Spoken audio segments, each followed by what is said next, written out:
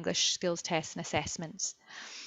So our agenda today really follows our speakers. We've got expert speakers today. We've got Anne Attridge, who is an ESOL tutor, a chartered teacher, and award-winning CEO of Click to Learn.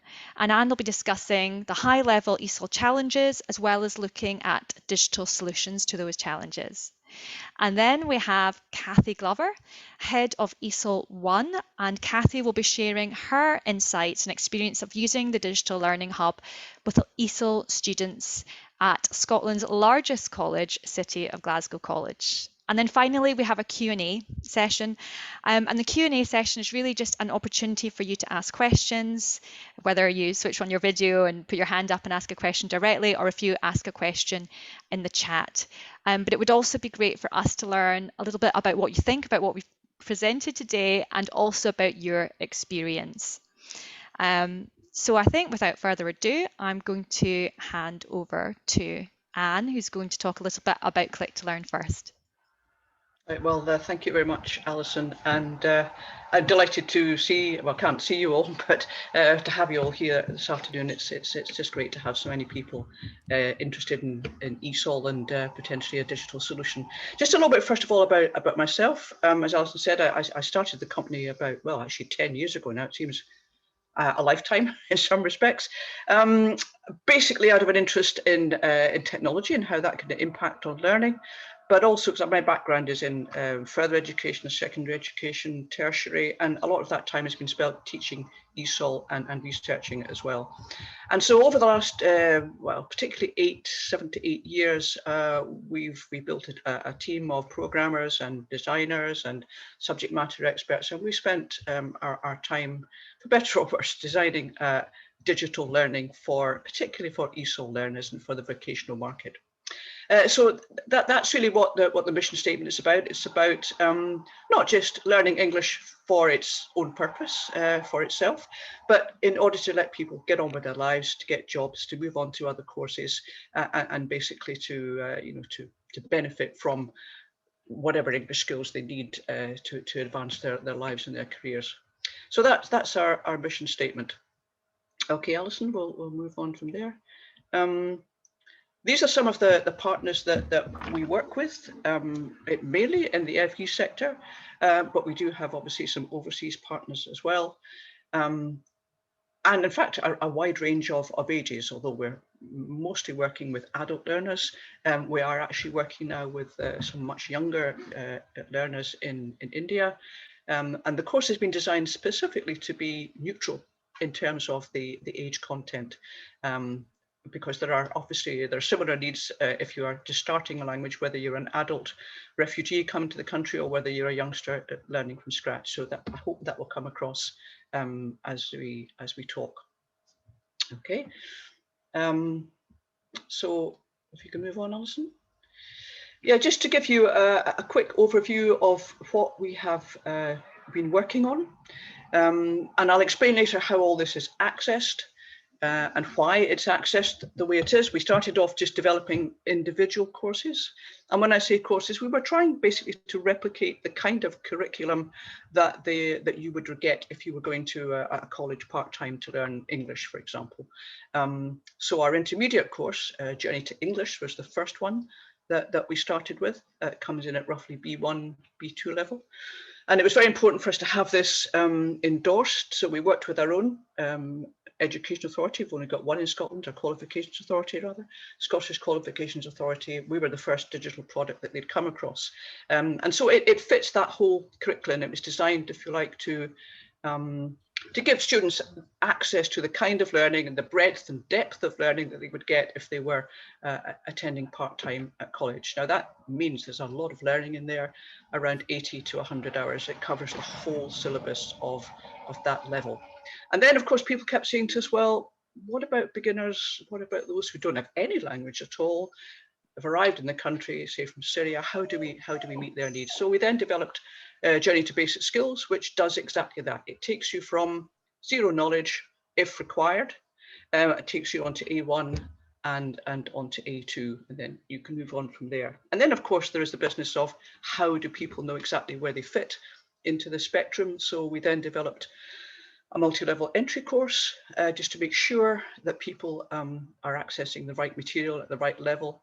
And what we've done very recently in response, again, partly to the pandemic, but partly to other people asking us for it, rather than starting at the A1 stage, which is where there's a lot of testing starts from, we actually have developed a stage before that for those learners who have not enough to read a paragraph and answer questions, but who may have a bit of knowledge, and we've tried to separate them into those who genuinely are complete beginners and those who perhaps have a smattering of English. So there's an A0 section in our multi-level test as well, which we can say more about later. Okay.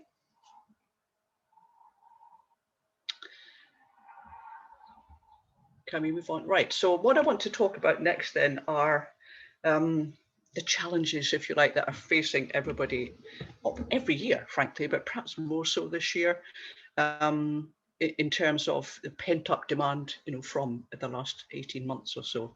But certainly we know from our own discussions with people that waiting lists have never gone away. They are still with us. Sometimes they're longer, sometimes they're shorter, but there are still more demand than there is supply very often for ESOL learning. And these are the people that we can actually see. And just recently we've been on our own platforms in Scotland, and according to them, there are no ESOL places for the rest of this year, right through till January, February 2022. So that's something that we resolved to try to do something about quite some time ago, and I'll explain how we can tackle that and how some colleges are working with us to tackle exactly that situation at the moment. So that's one issue. So that's for the people that we can see, but there's also a hidden number of cohort of learners who are never going to register for a college or put themselves on a list, but who are genuinely prevented from learning because of things like childcare or work commitments. A lot of them are single parents, for example, and it's just unrealistic for them to be able to attend any kind of centre. So those hard to reach people, that's something that we wanted to do something about as well. Okay. And then, of course, if you do get the students into the college, and this is something that I'm sure you're struggling with at the moment to some extent, is how do you fit the learners you've got with the spaces you've got and the tutors you've got? So the joys of timetabling are ever present at this time of year. And again, I'd like to just demonstrate in a moment just how we can ease that problem, how we can give you a solution to it, which would allow you to provide for more learners, to extend your provision to more people without actually employing more tutors. And we certainly are not in the business of doing tutors out of jobs, far from it. But it's basically unlikely that you're going to be getting government funding for a lot of extra tutors. So how can we maximize the time, optimize the time of the tutors that we've got? And once again, a digital solution or a partial digital solution, a whole blended learning type of situation, which I'll talk about in a minute, is something that I know that a lot of people are looking at the moment, just to try and address this whole business of getting people into some kind of learning and into some kind of employment eventually. And then the final thing I want to just mention in this sort of challenges section is just this whole business of how do we test people, the whole placement test scenario that goes on at the beginning of every session. Some of you may have a digital solution to this, that's absolutely fine. Some of you may not. I know that not every college does.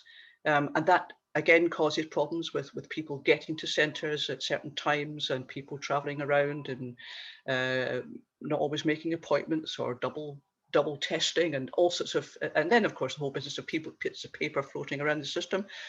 So we brought a solution to that, which we think would make life easier, basically, and give a secure place for internal validation, all the kind of things that you want to do to make sure that the learners are getting the best results that they can at the start of a session. So it's that lack of coherence that's mentioned there that we want to try and bring a solution to. So, right, let's look at see if we can do something about this. And then this is what we've been working on now for a number of years, particularly during the pandemic, when it became obvious that we had to try and do things in a more, we had to do them remotely, and we had to do them in such a way that didn't rely on the kind of support that we know we can offer students when they're in a classroom in front of us. So the answer we came up with was let's bring everything together in one place. So we developed something we call the Digital Learning Hub, and it's specifically designed for ESOL learners. Now, I don't think there's any other learning management system that can claim to be designed for people with low language skills, people who cannot necessarily be relied on to be tech savvy, but who need to go digital. And that was our starting point. So instead of just accessing one course, we've put them all in this one place. So your beginner course, your intermediate course, it's got your testing in there as well. It's got lots of other things which we can touch on briefly, which just enrich the learning experience and give the students more reference material, like a grammar guide, a dictionary, and so on. And what we've done is try to make the interface as intuitive and as simple as possible. The login process is paired right back with very little in the way of language requirements, iconography to help them understand what to do if they're not familiar with using tech. Down the left-hand side there, and my colleague Kathy will tell you more about this in a moment, and this is where the tutors come in. This is where you can access some tools that will enable you to teach your students asynchronously, so you don't have to be in the same place at the same time, because we do feel quite strongly that blended learning, there is more to it than simply having people in the class sometimes, and then alternatively teaching them on a Zoom session, right? Basically, it amounts to face-to-face learning, one online, which is sometimes not particularly effective when you've got low-level language learners. So there are tools there that enable you to do your job in terms of supporting writing, supporting speaking, without having to go onto Zoom to do that. Right? Obviously, they're not all students can have a lot of tutor time, but we've designed the course in such a way that it does that teaching, a lot of it for you. It can do it on a mobile phone, which is the device of choice, or in fact, the only choice that a lot of people have. And it's been designed to work like that. And then if I just go back briefly, Alison, to the previous slide, what people have asked us frequently, when you go online, how do you know what's happening? How can you keep track of progress? How do you know if people even look at things or watch videos and so on? So that's where the whole idea of the hub comes in. It is in fact a learning management system, and it's got reports in there that will give you as much data as you could ever want about what your students are up to, what activities they're doing, how much time they spend, what percentage of the course they're struggling with. So there's a lot of information. Again, we can go into that in more detail at a later stage, but it's just to answer that question that might be in your mind: how do you know what's going on? Well, it's all there. Okay. So just to, if you like, summarize some of the things that I've been talking about there. What we concentrated a lot of our time on was actually digitizing complete courses. So these are not lesson plans, these are structured courses that will encourage your learners actually to do some of the learning themselves, rather than sit and wait for you to lead them all the time. So we have actually had quite a few comments from teachers using it, tutors using it, telling us that it does encourage autonomous learning, which can only be a good thing, because we're then giving them skills about learning itself, whether it be English or anything else. And that's one way that we can address waiting times and waiting lists for people who can't get into college, right? Because you can access it with a simple device, then you can reach people who are not going to get to college anyway, but you can still have that contact with them through the tools that we mentioned, and which Kathy will tell you about. So they still become your students, but they're not dependent on getting to a class perhaps at all, right? And again, our digital assessment, our multi-level assessment, can simplify the whole business of doing diagnostic placements. And again, we can show you in more detail how that works, but we streamlined it recently to allow students to go in at a beginner or an intermediate or an advanced level without having to go through all of them at once. Okay. So I suppose just before I finish speaking, and I do hope that you'll come back and ask some questions and make some comments. I think what we are hoping to offer you is the flexibility to organize your teaching, not just around a physical building and numbers of tutors, but to allow the software to take some of that weight off your shoulders, if you like, to do quite a bit of the teaching for you, but allow you to come in as the expert and to see what your students have been doing and to see what problems they've been having, what they've been struggling with, and to apply your expertise to that. So it gives you the opportunity to actually have that one-to-one personal conversation with students that is very difficult in a classroom. It actually gives you more visibility over what they're learning, when they're learning it, how they're learning it, than you might sometimes get in a classroom situation. So it's that flexibility which I think is one of the values that we can bring. I think the difference that we are from a lot of online learning that says masses of stuff out there, as you know, and the problem can be sometimes, knowing how good it is and how structured it is, how cohesive it is. Well, that's something we spend a lot of time thinking about and developing a course that actually makes sense from a learner's point of view. So it explains what the grammar points are, it explains what the topics are, it tells you how long you're going to spend to reach a particular learning outcome. So every single activity we've got, and there are hundreds, has been structured from the point of view of what is the learning outcome for this activity and how can we best make tech achieve it. And I think perhaps from Click to Learn's point of view, it's important to note that the company is being driven by pedagogy and not by tech, right? So I've got a fantastic team of programmers and designers, but they work to the instructions of what is designed from a learning perspective, and that's what makes it a bit different. And then, of course, you can do, as Kathy will show you, you can use this material in the classroom. And again, it allows the teacher to be freed up to support individual students or individual groups of students, or you can use it out with the classroom to support them whenever it suits, and just give them little messages backwards and forwards that keeps that relationship going, keeps that conversation going with your students. So hopefully that's given you a bit of an oversight, and I don't even know how long I've talked for, but I hope it's not too long, Alison. But just briefly, how does that work from a commercial point of view? Well, we believe actually it could generate revenue for you. If you've got more students and more funded students coming in through the door because you're not having to be in front of them all the time, then that generates more revenue, and it frees up staff to deliver the learning that they can more effectively. We can measure that for you. We can give you a test at entry and tests at exit. And we have found over and over again that in actual fact, students, once they're, if you like, give the freedom to work at their own pace, whenever and wherever it suits them, they can actually make much faster progress than they can sitting in a classroom sometimes for a year, or sometimes, let's face it, for more than a year, sort of stuck around the sort of level, same level. We've got people through a level B1 qualification with very minimal tutor support in just 3 months. We've got youngsters in India at the moment racing through basic skills, and making great strides of progress just using their phone. So it's that business of being able to have more students through your door more quickly that we feel can be of benefit as well.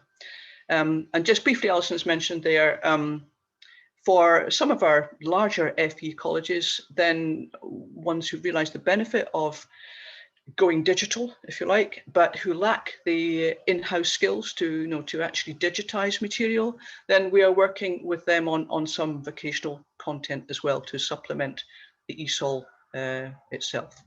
And that's something, if that is of any interest to any of you, then please do get in touch. So I think that's probably all I need to say at the moment. I'd be delighted to hand over to Kathy. Work very, very closely with her and our colleagues at the City College Glasgow, who are, I believe, actually the 4th largest in the UK. So they have a lot of students coming through the door and a lot of ESOL tutors. And we're very, very, very delighted to be working with them on helping them with their delivery. And so all these the slides you're going to see now are taken from City College. Right, over to you, Kathy. Thank you very much. Hi, hello everybody. So as Anne said, I'm head of ESOL 1, which is the lower level courses. We do take our students right from basic literacy, learning the alphabet, right the way to advanced. But my area is very much from literacy to A1, A2 level. So I think just to explain how City of Glasgow really sort of got involved from a very much as Click to Learn being a part of our courses. If we go back to March 2020, we suddenly found ourselves with no entry to the college and lots of learners.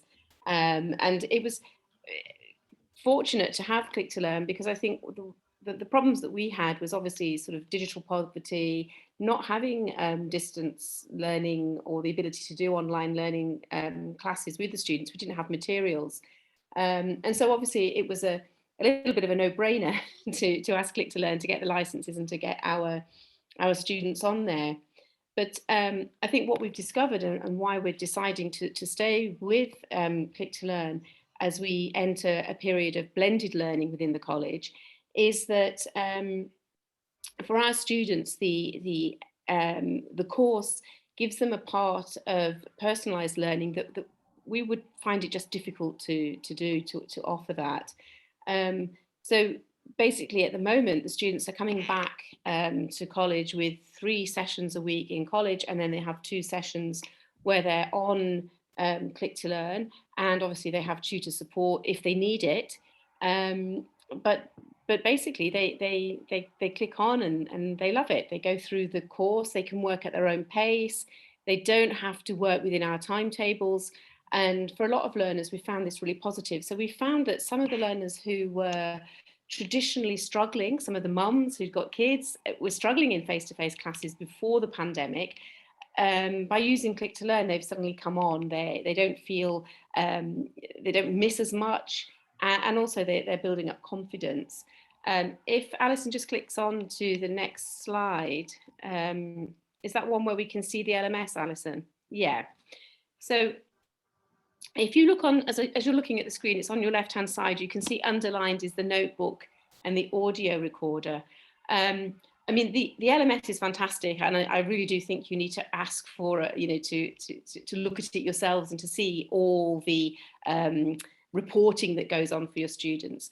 But 2 things that I think for us has made a big difference is the electronic notebook, which is simple to use. So we were giving our students tasks to do, and then they wrote it in the electronic notebook, which was a way of them actually accessing, and getting their technology skills, their typing and everything up to date without us having to give lots of words. They just tried and they achieved it. And that, of course, the teacher can look at from a distance, and it worked. And we will be using that as a way of providing evidence, even in our face-to-face classes now. And so the teacher can respond to anything that is in the notebook just by writing a quick message to that student. And in the same way, we have the audio recorder, which again helped us with the very low-level learners just to see how their reading was. So they might write something and then they would record the speaking, and the teacher can record a message back to the student. So they could sort of model anything that the students have had a problem with, they can model it, and also they can send a written message as well. And we found these types of interaction actually just, it recreates a very, very natural environment. It's quite difficult for the students sometimes to be listening to people, giving messages and understanding. and this is a really, really nice way of doing it, and the students can send a message back. So in a way, we're sort of creating a very safe atmosphere. Nobody else sees the notebook, nobody else hears the recordings. It's between the tutor and the student. But the other thing through the LMS, what was good was when we were coming to a situation where we're trying to have some sort of moderation on where the students are, because testing has been a problem throughout the pandemic. Again, we've actually got evidence there that what the students have done, so other teachers can dip in and have a look, just so that we can gauge what the different levels are and for moving students. So as I say, for us, we've really found this good. One of the problems that we had, we're moving over to Canvas now. We had Moodle before, but for the low-level students, too many LMSs and passwords and everything, and when the Moodle was crashing, we just took all our low-level learners off that system, and we just had one very, very simple system. The advantage is that you don't have to go through the IT department. As the lecturer, if the student says, I can't remember my password, you just reset it. So for us, there was a minimum hassle of anybody when they forgot their password. It was just done. As soon as they sent you an email, we just corrected it and sent it back. So in that way, it's very, very manageable. If we go on to the next slide, Alison, please, yeah. So this shows actually the page of some of the vocabulary that's available. But what we found is that now we're just about to begin our new term, because I think we're a little bit ahead in Scotland, and we were having inset sessions with our teachers, and the teachers have actually sort of devised fantastic activities that can be used as settlers and stirrers, and even really good activities in the class. So one of these is, having the students, these can be differentiated. So we're talking about low-level learners who are just beginning to write, listening and word and sound association. But what the teachers do is they will call out a word. You can make the screen smaller, so you can have it, obviously on a page, you can have it just with 6 or 3 words. But the teacher sort of says, write the word down, and the students, those who aren't very good, can actually look, and they've got a choice. And so you're at that stage for some where you're really recognizing the word and copying it. For others, you can either do it back to the board, and they actually have to write the correct word down. And it's also very good because it comes up on the board, then the students are peer correcting or correcting themselves. So it's a really nice way of bringing in loads of skills without us having to prepare loads of materials. You can press the sound, so you can play the sound. You can also ask students. We've had fun with asking students to pick a word for in small groups. It's really, there's loads of brilliant, quick activities that we can do. Could you move on to the next slide, Alison?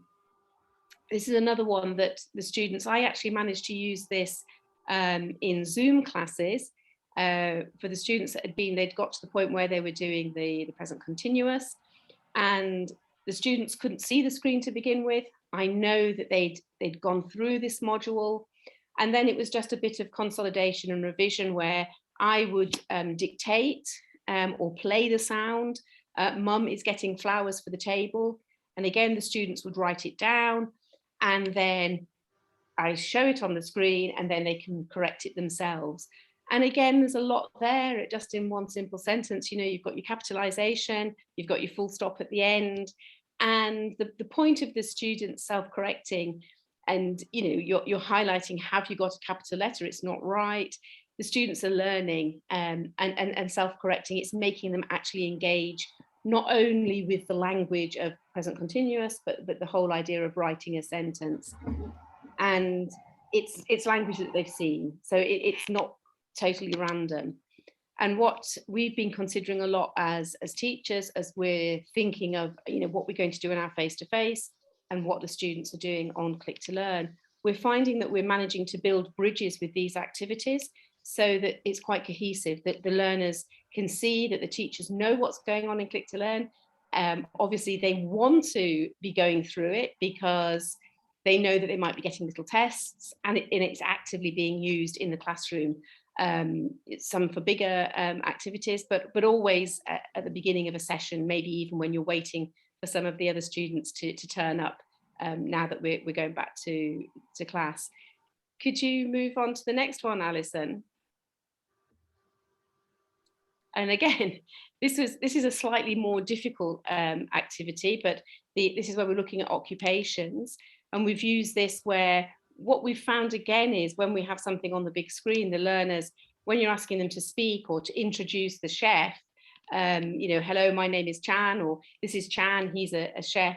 The students actually enjoy coming out to the board on this and introducing it.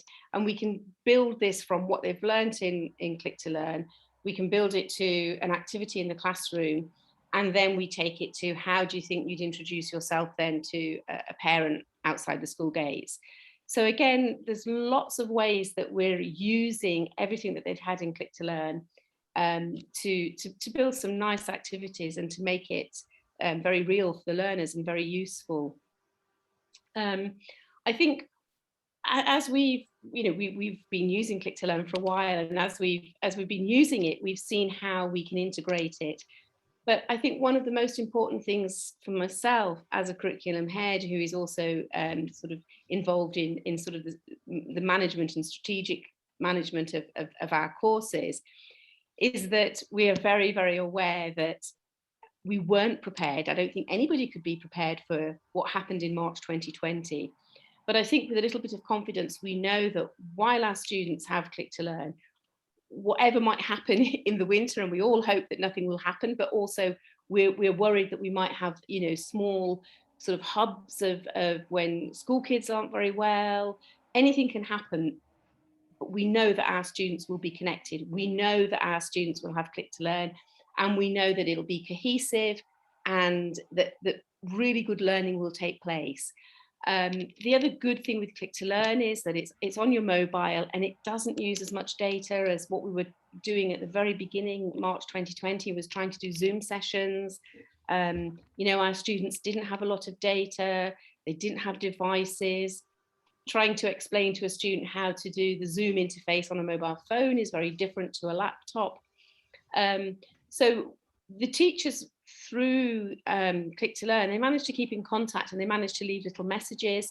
There is also, as you see on the left-hand side at the very top, there's a very traditional chat function, which again, the students can chat to their other people in their class. So for us, I think we're sort of in a learning journey as well, just to see how much we can integrate it. And you know, the learners have come on. It's been very popular with the students. And I think for the very low level students, one of the nice things is all the resources that they have with the vocabulary. There's lots of pronunciation, and really, really crucially, because we have a lot of non-script learners, is that there's all the explanation of how to write the letters, and the students can access that very quickly. I think another couple of things that I think that I've learned through, you know, engaging with Click to Learn and seeing how my learners react, how the learners reacted to the technology was not how I thought. I thought it was going to be difficult. I thought I was going to have to use lots of words. And actually what I found is I was overthinking. I was overthinking the explanations. The iconography is good. They can't get lost. The one thing I told my learners was the little house at the top is like E.T. Go Home. Press there and you're out. It's like an escape route, and just go back in. So for me, it was just a case of, and I think this is crucial with digital online learning, is let the students look around, let them find their ways, that's how they learn. So I think for a teacher, we were all very worried, but we were actually, you know, we were proved wrong. We didn't need lots of words. We didn't need lots of explanations. So yes, I think for us, it's been a very, very positive experience. We have, as I say, I'm the head of ESOL 1, but we do use Click to Learn as well for higher levels.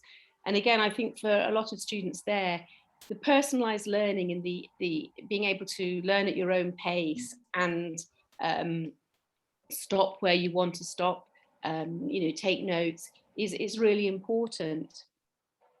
for the lower level learners as well, I think one very important thing to add is when we think of learners that come to us, sort of refugees, asylum seekers, sometimes they have the one thing that they have in common is just the fact that they maybe don't write in English or they don't speak English.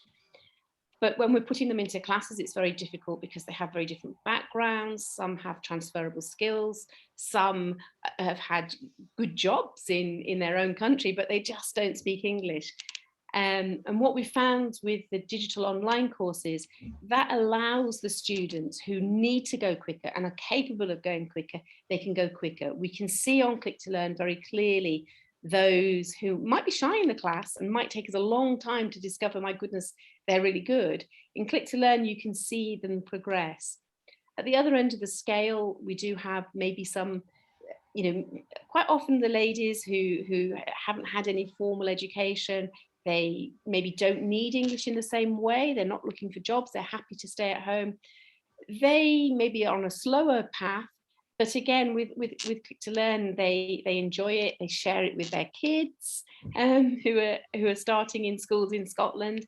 So I think in another way, it supports the decisions that the teachers are making when we need to move people on a bit quicker. So I suppose in a nutshell, what I'm saying is there's so much there that helps you to sort of think, and some of the problems that we hadn't previously sort of even known were problems, we've sort of found solutions to. So yes, we've had a good experience, and we're looking forward to moving forward with the Click to Learn as we go into our new academic year. Thank you.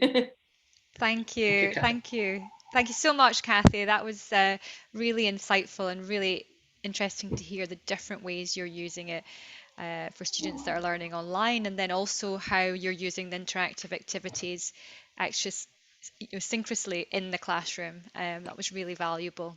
So thank you, Kathy, and thank you very much, Anne. We've now arrived at the Q&A session on time, so that's brilliant. And we do have some questions that have come through. So what I'm going to do, we've also got the poll results. So if you want to, if you haven't voted in the poll, please do so now while we're asking these questions. So I'm just going to start with the first one. Does the Click to Learn do the diagnostic assessments, so the tutor has an overview of areas to work on? So that's Shall I take that one? Yes, please, Anne.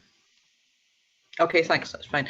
Well, I think this question just refers to the actual testing, so I'll answer it from that point of view, but I'll also widen that out as well. There are two versions of the diagnostic test. One that we call the short version, which simply tests reading and listening. And that's auto-marked, as it is for quite a lot of tests at this level.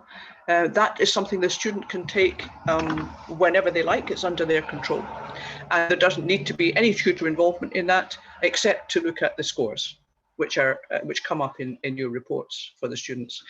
For the full version, this is the one that you would need if you were wanting to place someone in a class. Then that includes obviously writing and speaking. And those are done through the tools, in fact, that Kathy mentioned. The writing assessment is done simply through the notebook. There are various prompts for things for students to write about, roughly 150 words at the lower level. And they said that's just simply free writing, so the tutor has to mark that. And the same applies to free speaking. There are various questions that they listen to, pre-recorded questions, and they're given a couple of minutes to press record and record their answer to that. Then the tutor gets a notification that there is a test to mark, and they can go in and they can see the auto-marked answers for reading and listening, and they have to assess the writing and they have to assess the speaking in the way that you would normally, and come to an assessment as to an overall level for that student. That then, once you hit submit, then there is a report generated for the student, for yourself, as to their particular language skills, and what they will vary perhaps from one level to the other, but you will be deciding as a tutor what the overall level is that you give them. So that's how you have oversight. And there are, in fact, marking guidelines as well if you need them, but most people were very experienced at doing this, having done it for many years. So that's one way in which we can give you insight into what's going on. But on the hub itself, for example, I don't know if it's possible, Alison, and we can't, no, we're not doing it live, but you can just see at the bottom of the screen there, the global English videos. These are graded videos that you can again use in your teaching. Very, very high quality, produced by people who worked in film and TV, blogs and vlogs and so on for people on a variety of topics. With captions, so the students can read, and you can actually see which ones they've visited. They're topic based. You can therefore just give an oversight of what they've been viewing. The same with our grammar games. You can see what aspects of grammar they've been struggling with. These are all built into a series of 10 games covering the whole of English grammar. So all that visibility in terms of reporting doesn't just refer to the courses themselves, it also refers to, it picks up on what the students are doing in what we call the additional learning resources there. And so that gives you further insight into maybe the grammar issues they're facing, or some of the topics they've been looking at, in addition to the actual test itself. So I hope that answers your question. I think there was another question there, Alison, about learning management systems. What's there? Yes, there is another question, Anne, thank you. So the next one is, can we integrate the platform into different LMS? Right. Okay. Well, the first question I want to pose in answer to that is, well, would you want to? And if so, what would be the advantage of that? Right? What would be the advantage of integrating it from your students' point of view? There may not be an advantage, especially if you're dealing with students who find a particular LMS quite difficult to navigate and a bit cluttered, as they sometimes can be. So that's one question. If you have decided that yes, it is best from the learner's point of view, given that of course we can provide you with all the tracking that your own learning management system, plus some tools that Kathy mentioned on like notebooks and audio recorders, you won't find in most LMSs because they are designed to do a totally different job across a whole organization and multiple courses and thousands of students, right? But if you decided that that is absolutely essential for your particular, and you've got the support of your IT department to help with any logins and passwords and all that kind of thing. Bearing in mind, of course, our system gives you complete control over that yourself, as Kathy mentioned, then it can be done, but it would be a question, frankly, that would have to go backwards and forwards between two technical departments, our technical department and your technical department, because it depends not just on the LMS you've got, but on the way it's integrated. If it's Moodle, for example, there are multiple ways of deploying Moodle. Not all colleges will do it identically by any means, and that is a technical back-end discussion to have, and obviously there would be time and costs involved in that. Okay. So thank you for that on the LMS. We've got another question about costs. So I don't know if you want to handle that question, Anne or John. I think I would let my expert handle that one. Our commercial director, John, if it's something you want to take just now. Absolutely. Thank you very much, Anne. Yeah, all I would say in terms of pricing is that we have deliberately made the system flexible because we know that not all of our college customers or our UK FE sector customers require all of the modules that we have within the system. So we've intentionally built the system and consequently the pricing to be extremely flexible, so that we can work with the college to deliver the modules and the products that they require, rather than just giving them everything and saying, this is an expensive system. So we've built it in such a way to make it work, to the requirements of our customer. So what I would suggest is, if Ali, you can put up on the screen my email address, or if anyone wants to arrange a custom call to discuss pricing, that would be absolutely wonderful. Myself and Sam will get back in touch with you later this week. and we can discuss custom pricing. Okay, I'll Thank just you put very much, that in John. the Yes, chat. just to reinforce that, you know, we are aware of the budgetary constraints of colleges, and it's a question of working out something that is suitable for you and is flexible for you with the number of students you've got and the budget you've got, and that's something that John is an expert at, and he will guide you through that process. Thank you. Um, We've got another question. Yes, I see that about the ESOL Skills for Yes, Life. That one, yes, Alice? yes. Right. Okay. Yes, actually, we do work very closely also with City and Guilds. In fact, I've just talked to them this morning, and our intermediate course, Journey to English, is very closely mapped and has been endorsed by their subject matter experts at ESOL Skills for Life curriculum as well. So, and you probably know that certainly for learners working and living in the UK, then there's a commonality about the types of topics and vocabulary that all courses offer. We originally started mapping to a Scottish one, but we found there was a great deal of similarity between that and the City Guilds Skills for Life curriculum as well. So, and that's all explained in the index, you know, for Journey to English. I think you'll see that if you were interested in having more of a demonstration of that particular product. But yes, the answer is we have worked very closely with awarding bodies, both south and north of the border, to make sure that there is a common curriculum, if you like, at this level. Thank you, Anne. We've got another question on training and support. What training and support is available for tutors? I think you're probably best to answer that one yourself, Alison, Yes. or one of your colleagues. Yes, no, absolutely. We do have support. Every single college or community organisation gets a free onboarding. So you get an onboarding with a dedicated customer success executive who is actually on the call today, Tony, who takes you through how to use the Digital Learning Hub. So everyone gets that, and what we do is we typically record the onboarding session. So the onboarding session is a familiarization of the Digital Learning Hub. It includes how to add your students, how to add different classes or groups as we call them, and how to add your students to those groups, and how to select the right courses for those groups, and also the assessments. So we also have a knowledge base where you can find self-serve questions and answers. So if you want to find something quickly, you can go to the website, look up the knowledge base and see the answers there. We've also got videos so that you can see how to do adding students, assessing students, everything like that on the system. And we have support@clicktolearn.com. So if you have an issue, whether it's a technical issue or a content issue or a teaching issue, you can ask us that directly, and that goes into our support system and is logged. So it's a brilliant way of us being able to respond really quickly to tutors. So that's how we do the onboarding and getting people used to using the digital learning platform.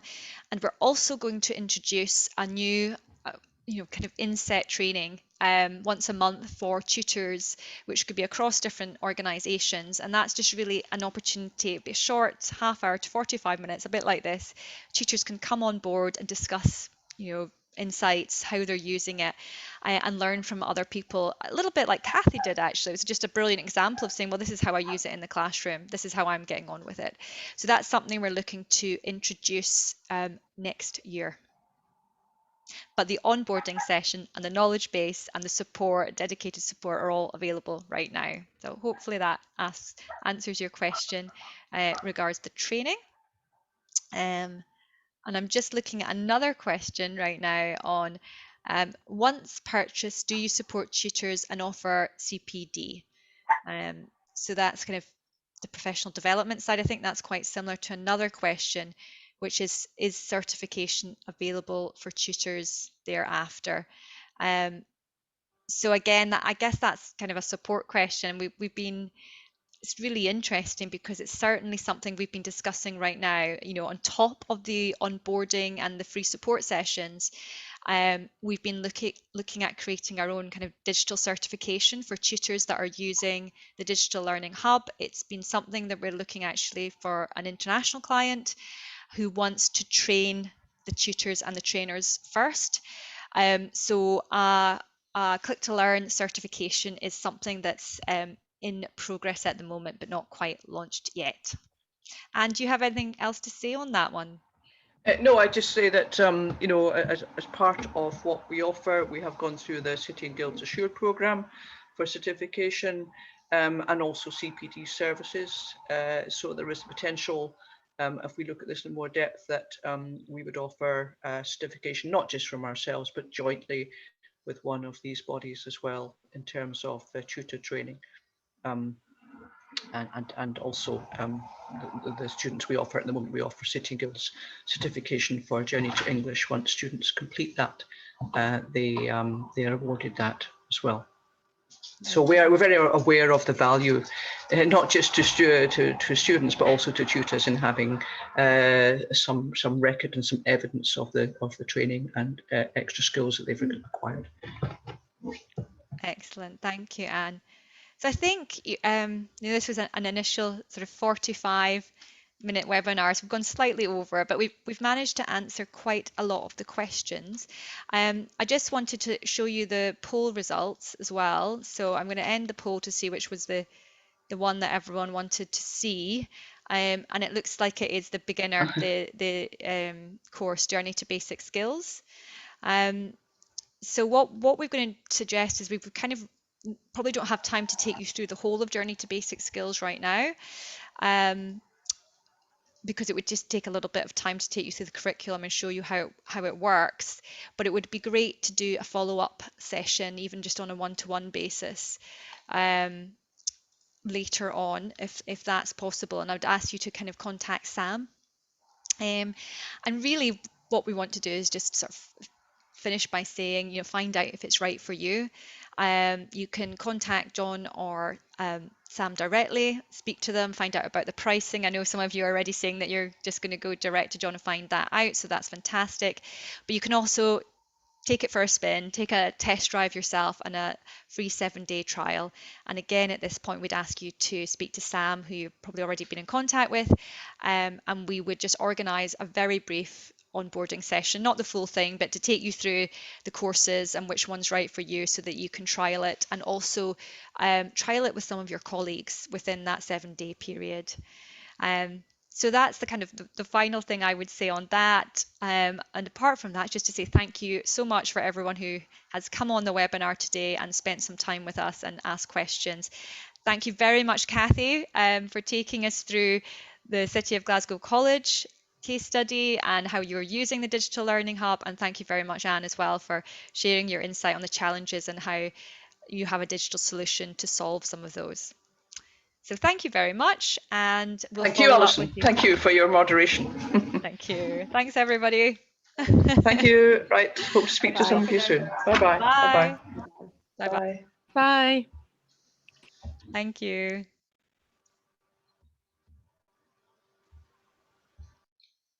That's super.